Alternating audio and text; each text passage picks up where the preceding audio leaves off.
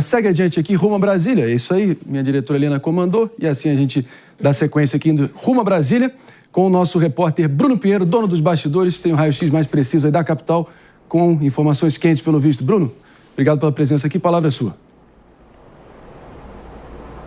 Vamos lá, ótimo dia a você, a quem nos acompanha. É importante entender que essa operação em andamento da Polícia Federal não é ligada ao que está sendo julgado no Supremo Tribunal Federal. Essa é de um inquérito que investiga o deputado licenciado Eduardo Bolsonaro, que segue nos Estados Unidos, o que seria uma interferência na investigação. Então não é ligada com os atos do 8 de janeiro, como a tentativa de golpe de Estado é relacionado a Eduardo Bolsonaro, que está nos Estados Unidos. Tinham requerimentos já de nomes do governo, do deputado Rogério Correia, que tinha representado no Supremo Tribunal Federal, solicitando que Jair Bolsonaro usasse então uma tornozeleira. Ontem eu conversei com os parlamentares após aquele evento no Senado Federal e eles já me sinalizavam que Jair Bolsonaro estava com certo receio, estava muito tenso. Na verdade, nas últimas semanas, Jair Bolsonaro recebeu aliados que vão disputar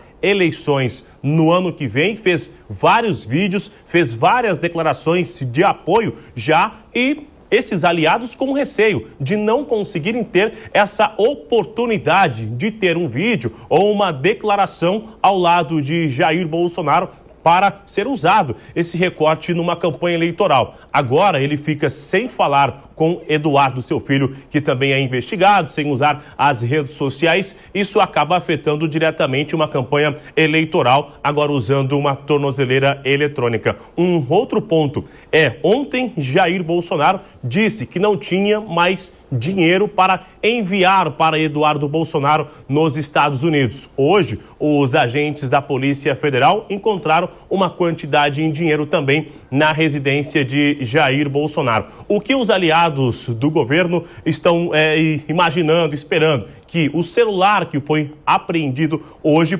possa revelar informações ou conversas de Eduardo com Jair Bolsonaro nos últimos dias. Isso que os investigadores vão ficar de olho a partir de agora. Tem um outro ponto que chama a atenção, é que hoje, nesse momento, Jair Bolsonaro só está com a sua esposa e a sua filha em casa. Os filhos estão ausentes. O senador Flávio Bolsonaro, ele também está viajando. E aí essa era a reclamação de Jair Bolsonaro, de ficar longe da família, já que os filhos, os netos, de Eduardo estão nos Estados Unidos. Agora, a expectativa é de Jair Bolsonaro voltar a falar com jornalistas ainda hoje, mas entre a oposição ao entendimento de que os Estados Unidos vai aumentar a taxação em decorrência de mais uma afronta direta aos Estados Unidos que vem concentrada em Jair Bolsonaro. E só para a gente finalizar, conversei agora com nomes da oposição, eles já querem colocar novamente em discussão no Congresso aquela lei que é sobre a decisão monocrática do Supremo Tribunal Federal, quando ela é tomada apenas por um ministro. Eles dizem que isso tinha que ser colocado em votação dentro do plenário para se tomar uma decisão contra Jair Bolsonaro e não vir somente de um ministro. Então, tem toda essa movimentação, o que seria uma sexta-feira dos parlamentares já nos seus estados. Uma reunião da oposição ainda deverá acontecer nesta sexta-feira. É isso aí, Bruno Pinheiro, sempre preciso, sempre com os bastidores. A gente agradece e retorna com você em breve. Obrigado. Meus amigos, agora é inegável que nessa estratégia política da direita, David de Tarso, parece que há três pilares aqui, o que eventualmente, caso as conversas sejam apuradas e identificadas dentro do aparelho do próprio ex-presidente, mostrando que, de um lado, a gente vê o núcleo do Eduardo Bolsonaro, enfim, basicamente numa guerra santa, dobrando a aposta, fazendo tudo que tiver ao alcance dele para impor as tarifas, como uma espécie de maneira de haver uma pressão do empresariado brasileiro, da indústria brasileira, contra o Supremo e contra o Congresso para realmente atender os anseios dele. No meio disso, o governador Tarcísio de Freitas, ao que tudo indica, presidenciável, tentando ser aclamado, colocado nessa encalacrada, tendo que priorizar ou a fidelidade ao bolsonarismo, ou ao mesmo tempo governar e proteger a indústria paulista, e do outro Jair Bolsonaro, que também parece que é o beneficiário direto, eventualmente, dessas medidas do Trump, politicamente, mas vê o cerco jurídico fechando e talvez hesitante em saber qual lado mediar, ou pelo menos tentando apagar esse incêndio entre os dois polos, Tarcísio e Eduardo Bolsonaro. Como é que você está enxergando isso e como é que isso termina, na tua opinião?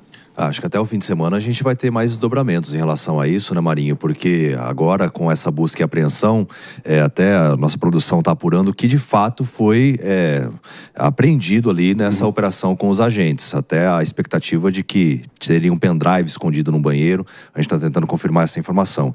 Então, de que forma que a polícia vai fazer a análise e aquilo que se consegue provar? Então, esse é um ponto fundamental.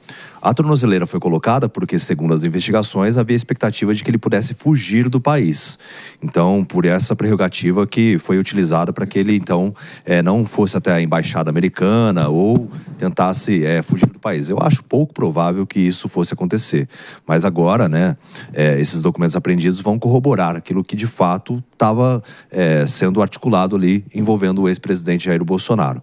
E mas não dá para esquecer do episódio da embaixada da Hungria, né? Quando ele foi lá passar a noite, aquilo sempre foi uma coisa muito esquisita e desde aquele episódio se passou a ter uma desconfiança a respeito de planos possíveis de pedido de asilo em outras embaixadas e de fuga do país. Então não é algo surpreendente, né? Não é algo que surge pela primeira vez, né? Já fazia parte, digamos assim, do enredo do personagem Jair Bolsonaro. Falando em enredo, falando em personagens, vamos ouvir aqui, faço questão que a gente confira nesse momento o pronunciamento, na verdade a postagem, na plataforma X, antigo Twitter, do senador pelo Rio de Janeiro, Flávio Bolsonaro, onde ele diz, abre aspas aqui, tá, pessoal? O justo seria Donald Trump suspender a taxa de 50% sobre importações brasileiras e meter sanção individual em quem persegue cidadãos e empresas americanas, viola liberdades, usa o cargo público para violar direitos humanos e implodir a democracia de um país para satisfazer seu próprio ego. Fecha aspas. Isso, claro, antes, essa foi a postagem mais recente após a postagem, enfim, prestando toda a solidariedade e realmente fazendo questão de não arredar o pé ao lado do pai, nesse momento tenso, para dizer o mínimo. Delegado Gustavo Mesquita, parece que também há uma desconexão, uma falta de decisão entre os principais líderes da direita em qual discurso seguir, né? Parece que há 50 tons diferentes de até que ponto vale a pena seguir adiante nessa situação, né? Talvez, André Marinho. O que fica claro aí é que, de um lado, há uma tentativa aí de misturar um pouco as sintonias aí entre o que é, de fato, garantias e requisitos processuais relacionados ao Poder Judiciário, a um devido processo legal que tem que ser observado e não está sendo observado. Eu penso que, nesse momento, a meu ver, não é producente, não é adequado misturar toda essa questão técnica e legal com questões geopolíticas, como aí a taxação, as barreiras tarifárias, não tarifárias e todo esse imbróglio aí envolvendo as últimas declarações e medidas do presidente Donald Trump. A meu ver, é um equívoco, inclusive, de parte da direita, querer utilizar a argumentação e as medidas do presidente Trump como algum tipo de remédio, de arma para anular decisões do STF, para, de alguma maneira, buscar a devida atenção às garantias individuais que são devidas ao presidente Bolsonaro e a outros personagens, mas eu penso que a gente precisa separar o que é guerra comercial, o que é fatores, instrumentos e armas de geopolítica que, em larga medida, são legítimas e são possíveis de ambos os lados, tanto do Brasil como dos Estados Unidos.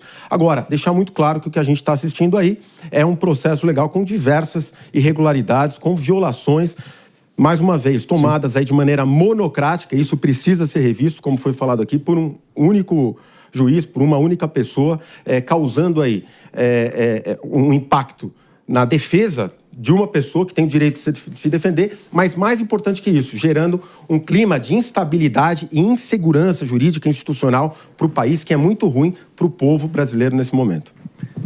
Eu posso fazer uma parte? Porque, assim, eu concordo que deveria serem coisas completamente diferentes, o processo de Jair Bolsonaro e a relação comercial Brasil e Estados Unidos. Não faz qualquer sentido unir essas coisas, mas quem misturou foi a família Bolsonaro, foi Eduardo Bolsonaro e Flávio agora, com esse tweet, ele mostra que, de alguma forma, discorda do próprio irmão mas continua misturando a relação Estados Unidos e Brasil com o processo contra seu pai, ao pedir outras formas de sanção a autoridades brasileiras e não ao país inteiro. Ou seja, essa mistura bizarra, surreal, que viola a noção de soberania nacional, foi feita pela família Bolsonaro.